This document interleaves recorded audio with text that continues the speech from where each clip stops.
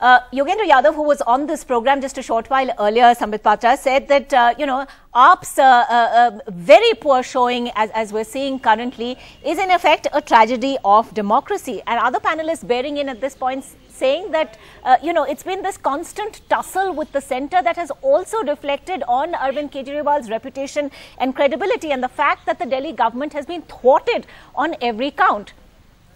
Number one, a very sensible person as Mr. Yogendra Yadav saying that this kind of victory for Bharatiya Janata Party is a tragedy of democracy, is a tragedy itself. Remember, democracy in India is always a celebration, it is never a tragedy, because it's after all people's views.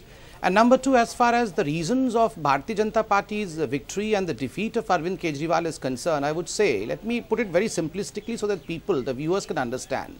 The most important reason for Mr. Arvind Kejriwal's victory was one A, that is alternative politics. But there were three A's which were responsible for the rout of Mr. Arvind Kejriwal in Delhi. A1 is arrogance.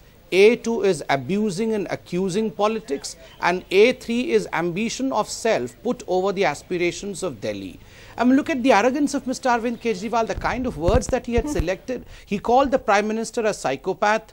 He called the people of Delhi saying that if you lose your child and if your child suffers from dengue, then don't point fingers towards the Chief Minister. I would not be responsible.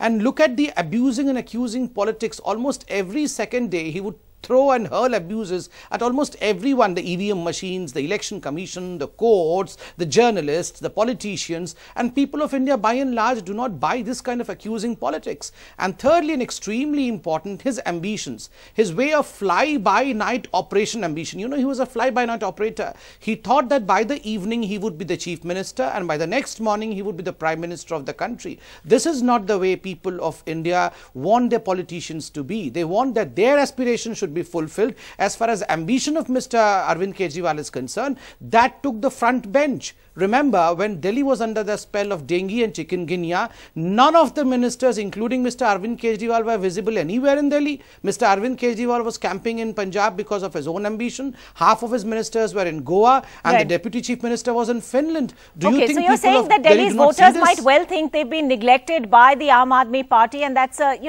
that's a grievance that, needs to be addressed.